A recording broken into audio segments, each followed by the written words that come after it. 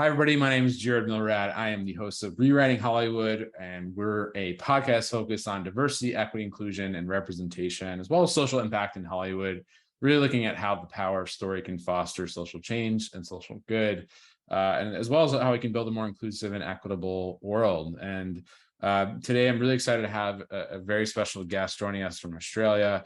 His name is Craig Boreham. He's the writer-director, award-winning writer-director of the new feature film LONESOME, which you may have heard of, hopefully, but I know you will if you haven't. It's really been sweeping a lot of festivals, film festivals around the world, winning awards, and it's going to be out a wider release, I believe, next year in 2023. There is an upcoming, for any New Yorkers listening today, there's some upcoming screening October the 15th, 8:30 p.m. At SVA Theater in New York with this film. The film tells the story of a country boy, Casey, who hooks up with a street smart city boy, Tib, and they find a connection that neither of them expect or know how to negotiate. So really excited to have Craig talk about the film today, as well as his background and journey in the industry. So Craig, thanks so much for being on the show. Yeah, thanks, Jared. Thanks for having me. I'm excited to be here. Absolutely. I'm really excited to have you on. I reached out, having heard about the film, sort of looking to see, what's going on with essentially queer cinema. What's happening here? When can we get some more stories that reflect the LGBTQ plus experience? And I'm just so glad that and grateful that you made this film. Before we dive into it specifically, Craig, I'd love to hear a little more about your background. You've been, as I understand it, you've been at it for a while, as they say, writing, directing, telling stories. But tell us a little bit, how did you, take us back a little bit to the origin story. Like, how did you get into this work of storytelling? I had a really weird path to filmmaking, actually. Like I initially finished school and did a hairdressing apprenticeship because I was gay, and that's what you do. You be a hairdresser. And then I got into doing styling work, and specifically starting to work in theater and production design and doing like wig styling and that sort of stuff, and then moved into production design area, which I really loved. It was really great. And then I was actually at this kind of crossroads, and I was thinking about going to NIDA, which is the big theatre school here in Australia, to do production design. But then I also applied to University of Technology in Sydney, which was a Bachelor of Film Studies, and it also had a really big queer studies component, and I was kind of excited about that. So I kind of just went with that, and then I kind of discovered filmmaking there. I mean, I've been working on films and in theater, but I hadn't really considered making it myself until that point. And then I think I was pretty inspired by, I was quite active in queer politics at the time. When I was growing up in Queensland. Queensland's one of the northern states in Australia, and it was a little behind the timeline of the rest of the world, and it was still illegal to be a gay man at the time. So I was kind of involved in that movement to decriminalize homosexuality here. So that was a big part of the stories I wanted to tell at the time. That was what motivated me mainly to get into film, and still does, really. Like I'm mostly interested in telling queer stories, putting a queer point of view on screen, Yeah, that's so important, because we still, I feel, don't see it that often in terms of mainstream cinema, at least. And the types of projects that are obviously funded by and promoted by the powers that be. So talk a little bit, Craig, if you would, about some of the challenges in doing that, especially early on. Like, did you feel, especially growing up or being in a place where it was literally illegal to exist, in a sense? Like, what was that like? What were those challenges like to deal with stories early on? It was definitely challenging, and like you say, it's still to this day quite hard to get the I guess investor support to get projects like these made, because here it's queer stuff is often seen as pretty niche, and the audience is seen as being not huge. So when you're dealing with a population the size of Australia, it's a lot smaller than it is in the US. So people don't take those risks so much. So, it's one of the major challenges is finding the resources to get stuff made more than anything.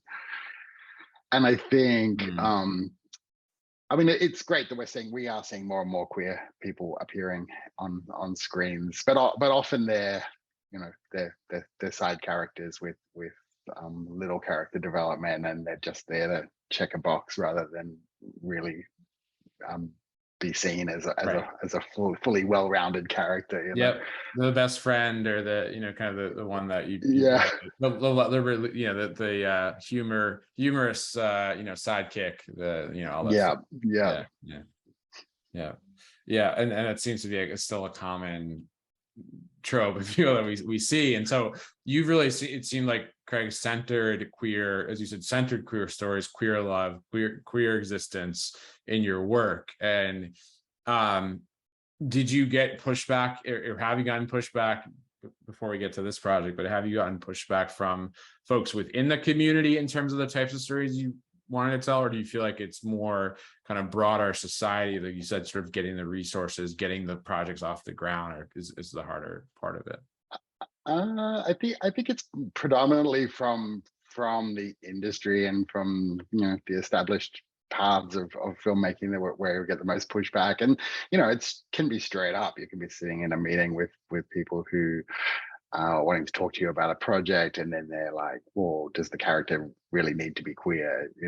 Like straight up. I'm like, well, right. I mean, I guess not, but that's what motivated the story. Right. But in terms of from the community, it's interesting because I tend to tell stories that center on characters who are a bit more in the margin than kind of, I guess, mainstream gays. Like I'm not really telling stories about the over here we have the eastern suburbs gays who live in the affluent part of town, and it's all rainbows and unicorns.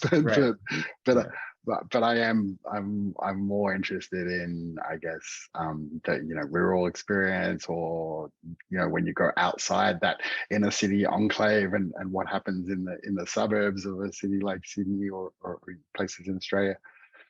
It's a very different landscape, and it's still a pretty raw place for people. So I'm quite interested in that, and I was exploring that a lot with Lonesome, the latest one. But also, Lonesome is there's a lot of sort of boundary pushing stuff in terms of the way sex is seen on screen in that film, and there's been a a conversation around that, and whether that's an okay thing. But that was a big part of wanting to make that film, was to represent especially contemporary hookup culture, and put that stuff on screen and see it, rather than allude to it, like stay with the characters when they're in those moments. I wanted to talk to you about that. I mean, and also your other themes that you alluded to a minute ago around connection, isolation, and community, because there's a lot here. But let's dive in with the sex stuff first, because I think it's to your point.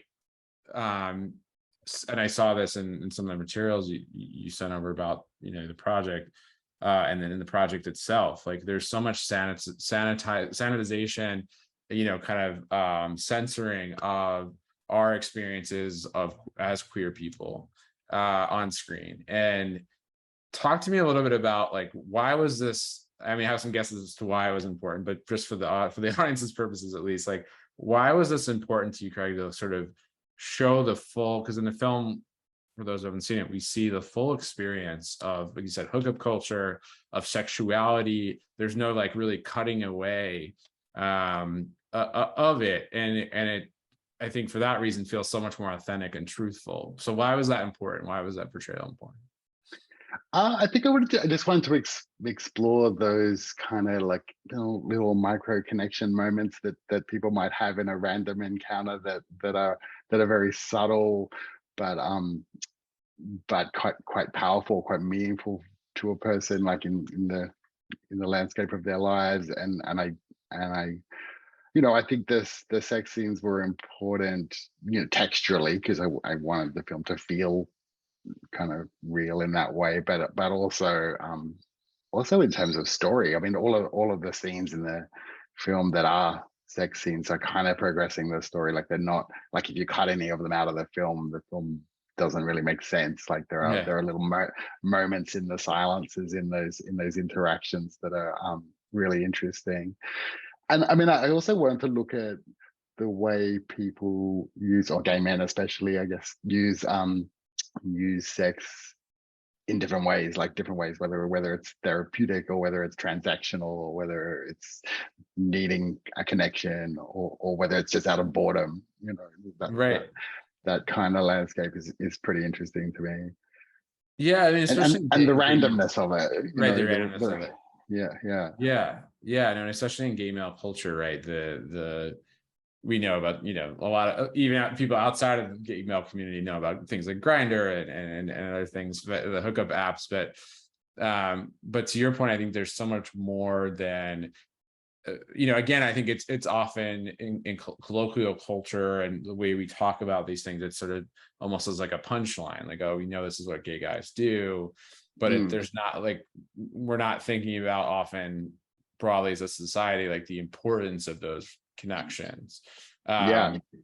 Yeah, I don't know if you want to expand on that, but that I was struck by Yeah. how important that was. Yeah, and also I guess for young people like the character Casey, who's exploring a world he's pretty unfamiliar with. I mean, it's also a potentially hazardous landscape as well if you don't know what you're doing. And it's interesting when I was talking to a lot of gay men about their experiences in that world, and we were talking. It was just so common that people would come up with an experience that really felt unsafe or really rocked them but they never really processed it. They just treated it like a bump on the head kind of thing. Yeah. And I think that's an interesting thing to explore and talk about in the film as well. Yeah, we see that for sure in the film. Why do you think, and do you have thoughts on why gay, especially gay male sex, I mean, to an extent, of course, obviously lesbian sex, like all kinds of queer love are obviously, I think, sanitized throughout the industry, mainstream films and mainstream media. Like they're just, it's almost a trope. I feel like, you see the guys making out and then we cut away, or they're about to kiss and we cut away. Yeah. What is that about in your view? I mean, is that sort of, can we chalk that to just sort of homophobia, lack of understanding? Like what do you think about sort of some of those realities? Yeah, I guess so. I mean, I guess we're still sort of getting to a place where people are comfortable with that. I think there's a fear that, when people see those things, even if you have a 2-second kiss between cartoon characters in a Disney movie, like people freak out about it. Right. So so I think going further away always makes people nervous about who's going to watch the film and whether it's going to find a broader audience. Yeah, I mean, I think a lot of it is homophobia straight up. Like, but then I think that we are in a time that is pretty conservative towards sex generally as well. I think you know if you look back at films from the 70s or 80s, they're probably a bit more progressive in terms of what Yeah. was on scene um and what wasn't. But we seem to be pretty fine with violence, extreme violence. So it's Yes. strange. It's strange to me. I always just think, well, most people are going to have a sexual experience in their lives. Not many people are going to have to deal with extreme violence. I'm not sure why this is seen as some big taboo thing. But Absolutely. Yeah. I mean, it is striking. I mean, the amount of violence that we see as sort of routine and expected, and if it's not there, we're wondering kind of why didn't they show us everything? But with the sex piece, especially in queer sex and queer sexuality, it tends to be so much more restricted. Yeah. So let's talk a little bit about the intimacy piece of just sort of working with talent, because I think folks would be curious in this piece as well. And I read that you had an incredible intimacy coordinator on set and really worked with the actors on this piece to make them feel comfortable and supported. Yeah. Like, what was that like, shooting some of these scenes that were pretty, truthful and honest, that you didn't hide a lot of stuff. It was great, actually. It was we had a lesbian intimacy coordinator, Leah Pelenkoff, who was great, and it was great that we had a queer person doing that work with the actors. I mean, and because there are quite a few sex scenes in the film, and we had all the actors who were involved in any sex scene come along to a big kind of workshop day where we sort of just walked through the process and very weirdly, Leah had a video of animals having sex that she played to the cast to sort of talk about various intensities of scene and physicality and stuff. And it kind of, everyone was very freaked out by it. And then yes, she kind of amended that process because we realized that all of those animals were very heterosexual. Right. A few exceptions. Yeah. But it was a good process. I mean, it's largely about developing consent. It's really about like letting the actors letting each other know where they are okay being physically touched or handled, and to what extent, what intensity. And I mean, it's funny. I mean, I've heard criticisms that this kind of process takes away some spontaneity from the scene, but it's exactly the opposite, actually. Like it's I think once people know what's safe and what's okay, then they're allowed to be completely spontaneous within those limitations, and that works really beautifully. Like I think all the cast did a great job of making it feel really great on screen, but using that process, and it's a bit like shooting a stunt scene, really. Like it's like you work out where the camera's going to be and what we're going to see, and then we shoot it in that way. So it's a little more controlled, I guess, but it's good. It's a really good process. It was great working with her. And I know that the actors loved it. They're all really into it, and so a lot of them hadn't worked with an intimacy coordinator before, and I think that they're gonna all campaign for one in future projects for sure. Yeah, I was gonna say maybe we should have intimacy coordinators available in day-to-day life, because I'm sure it's actually nice to have. It's nice to have someone there, sort of giving totally. Yeah. Absolutely. I mean, on that point, and I want to get some other themes here, but I read that you found some of your talent on Hookup, on Grindr and some hookup apps essentially, which I think is fascinating. Because you've talked about how, like, even like which we do a lot through our nonprofit, but there's so many barriers again to entry for even just queer talent. So a lot of the agents and managers are only seeing certain, only representing certain talent and sort of excluding others, right? So you kind of went outside of that system. Like, can you talk about that process and why that was important to you? Yeah, well, it came about out of necessity more than anything. We were going through the more traditional channels initially, and we were working with a casting director, Marianne, who's great, but we were having a lot of difficulty. Like firstly, we were finding a lot of agents didn't really know whether their actors were queer or not, and we were kind of pretty keen to have queer cast as much as possible, just because the landscape is so specific and they would understand it. And then we also had a bit of pushback from some of the more traditional channels as well, after looking at the script and seeing that there was a lot of sex in it. They were just like, who are you? What do you want to make this film for? So they were being a bit resistant to even helping us out. So yeah, we thought, well, let's go the street casting method, but we'll go where the gays are, and we'll go to Grindr, we'll go to Scruff and start hitting people up. And I mean, not that I would recommend aspiring young actors respond to people hitting them up on Grindr. Right. I don't know that it should be a normal person, but I messaged people and just said,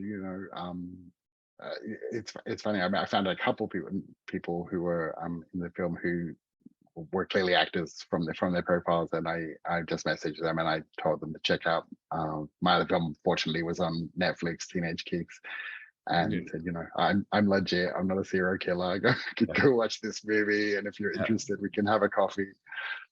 that was great, and it made for a really cool cast that felt very authentic. Well, like I got a lot of people who were, you know, artists or queer performers who weren't necessarily actors or film actors, but they were, you know, part of the world, part of the community, and it was nice to be able to put those people in a film and work with them, and it gives the film a kind of real, like, feels quite real, feels like a real world that you're in. Yeah, it does. It feels very true and honest and authentic. And I think, yeah, one of the actors, I think who plays Ted was yeah, saying, yeah, it felt like a bot. Yeah, it was a bot or spam account. It was I think Yeah, it was Daniel. Daniel was Yeah, very yeah, dubious. yeah, We had yeah. a number of comments. They were like, oh, because they had just finished an acting degree as well, and so when Mhm. I hit them up and said, "Oh, have you ever thought about doing any acting?" They were like, "Oh, how dare you? I'm completely I am an qualified." actor. Yeah, Yeah. I'm an actual actor. Um, Yeah. yeah, and then we went and had a chat, and they were. I just thought they were perfect for the role. They really got it, really understood the character, and did a great job of it. Yeah, beautiful job. I mean, there was really a sense of connection. I wanted to actually touch on that theme of connection because this is a theme really in the film, and we again we sort of see this country boy, country lad Casey, you know, running from this small town, a really small town scandal, finding himself then kind of really down and out, you know, essentially wandering the streets of Sydney when he meets Tib, who's kind of a city boy. And they both have this sense of, I think, isolation. There's a sort of overwhelming sense of sadness. I think really in the earliest frames in the film. And I was wondering if you could talk a little about that, Craig, in terms of like some of the themes you wanted to explore there around connection or isolation, or kind of that spectrum in between.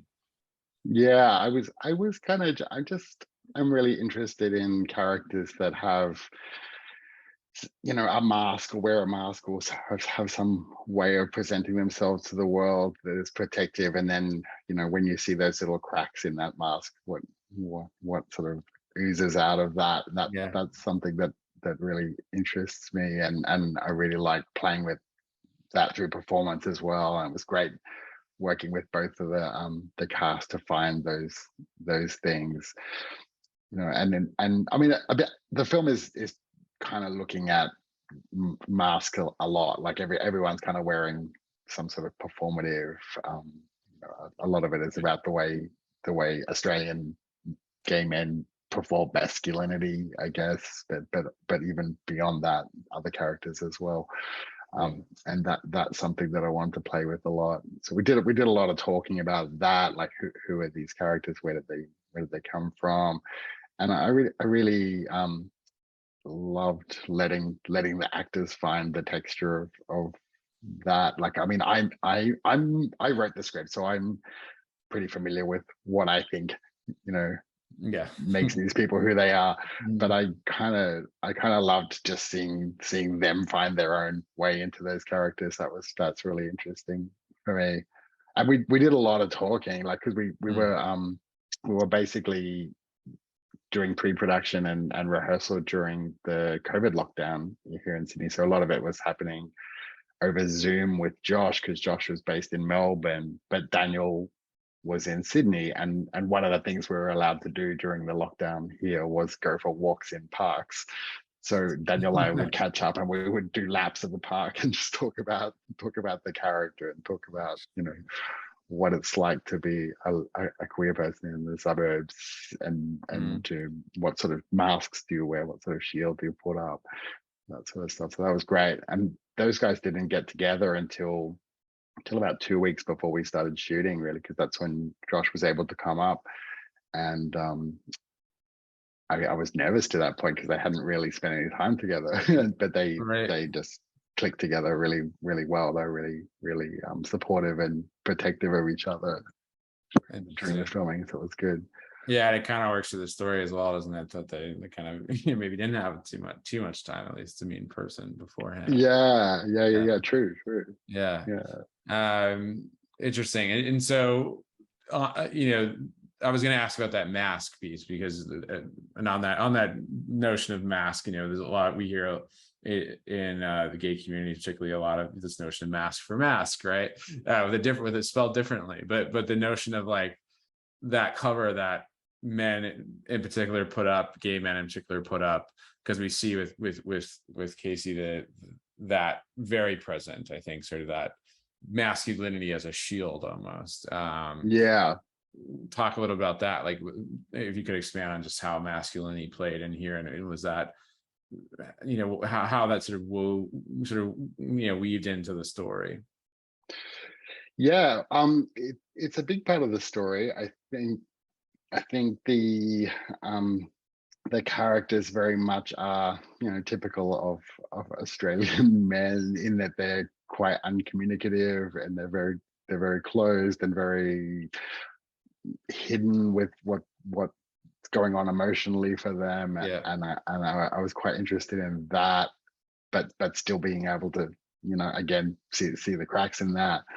And a lot of that for the actors. I mean, the actors are not those people. The actors are, Daniel's extremely energized and very, very open with their emotional experience, and so it was really about finding ways of making that stuff physical. Like we did a lot of work. Josh did a lot of work sort of carrying around kettlebells and getting heavy in his body, and working with movement and just the pace of speech and stuff like that to really bring that stuff to the surface, and it was a fun process, and it's interesting. I mean, I don't know how that resonates with an audience outside of Australia, but I think Australian audiences can see the conversation about the way men are here, the way that they don't put themselves out emotionally or talk about things that would probably solve a whole lot of problems in their lives if they just talked about them. You know. No, I mean, I was not Australian. I think I related to it immediately. I mean, I think American men and Western culture in general, probably in particular, is not the most Western masculinity, if you will, is not the most obviously historically is not at all much expressive or emotive. But I think even now, right, like you said, I think we'd solve a lot of problems if we could address toxic masculinity and masculinity in general. So let's talk a little bit more before we wrap on just sort of what your hope is for this project. Because I think it is really giving us a window into, like you said, sort of focus on the margins, queer sexuality, queer life, queer experience. But I think it has a lot to say about the kind of the modern queer experience, if you will, and not just in Australia, but around the world. And so I wonder, like, what is your hope in terms of how this will resonate with audiences, if you have one, or what you want folks to take away when they watch this? I mean, I think the takeaway that I would like people to have is to, I guess, just have a conversation about for men particularly to be a little bit more open to talking to each other, be a little bit more open to connection. I think that's, I mean, ultimately I like people to go watch a movie and have a good time, just enjoy the ride. But the themes that I mean, and it has been resonating with people. I've been getting messages from people all over the places.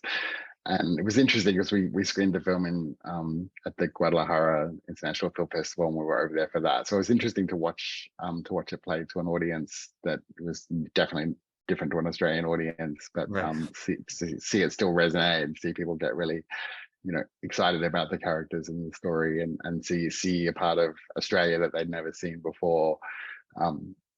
And that's interesting too. I like being able to put a queer Sydney story. It's a very Sydney film, feels very much like experience here, but we don't often see that. So that's kind of nice to send out into the world, and also to people in the margins, people in the regions, to see something that they can maybe connect to.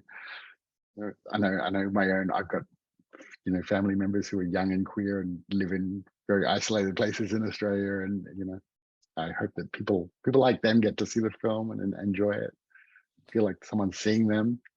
Yeah, I mean, isn't that representation at its best, right? I think seeing yourself on screen is and a lot of said small town queer kids don't get to see that a lot. Yeah, truly. I love getting those messages from people who are in the middle of nowhere who saw a film and they really loved it. It's my favorite moment. When that happens. Yeah. I mean, just how transformative that can be. I mean, I remember seeing, Brokeback Mountain and just like the little dribs and drabs of what we've gotten over the last 20, 30 years and how it impacts younger. That's I think a great thing to do with storytelling and the power of storytelling. I guess my last thing, Craig, for you is just around like more broadly, where do you think queer cinema or queer storytelling is going? Or where would you like it to go in terms of the industry at large? I mean, we've seen films like yours, films like Bros coming out. There's Fire Island. We've seen a couple bubbles of maybe more mainstream support for queer stories told by queer people. But like, what is your sense of that? Like, where do you think we're heading, or where would you like us to head as an industry on this? I mean, I hope that continues. I love that, and I love that we're now able to see queer stories and queer characters turning up in all kinds of films, like whether it be a horror film or a mainstream comedy like Bros, which is great. Like and no matter what our film taste is, we may be able to go and see a film that has queer people in it, or and not just as a wacky sidekick, but as a central character with some kind of story. That's exciting to me, and I do get really excited about the fact that we are seeing those stories being told in multiple genres and in multiple scales, which is really nice to see. I mean, it's still only a very few. There's, like as you say, there's only been a couple of standouts in the bigger landscape in the last couple of years. But it's exciting, and there is definitely a lot of interesting stuff happening. I see a lot of queer film because I do work for a festival here and do some pre-selecting, so I'm looking for queer stuff all the time, and it's interesting that the stories are a bit more sophisticated maybe than they were 10 years ago. We're seeing stories that aren't just about a coming out story. Not that there's anything wrong with a coming out story. There's always a new generation of queers, and they all need a coming out story. But it's not just that. We're seeing a lot of different stuff, which is exciting. Yeah, I mean, sort of the full life, right? And I think again that goes to this representation piece of how do we show the full life of people and not just their slice of it. And queer characters that aren't just being nice, good representation, but they're also they're allowed to make kind of bad decisions. They're allowed to be a dodgy queer person as well, and that's all right. Yeah, you can be a shitty, terrible queer person. That's okay. I feel like that's when we know we've kind of made it. We're allowed to be a really shitty queer person, and that's fine. And it's fine, because we see all kinds of not nice straight people, and no, it was lovely, and it's just such a great thing that you've done here in so many levels to provide representation, to provide stories that are authentic. I think will move and touch a lot of people if it hasn't already. Again, the film is Lonesome. It's written and directed by Craig Boreham. I hope folks will get a chance to see it as it goes to wider release, if not at an upcoming festival. And Craig, congratulations! I'm excited to see what you do next. It was a real honor having you on the show. Thanks. It was really great to talk to you. Thanks for having me.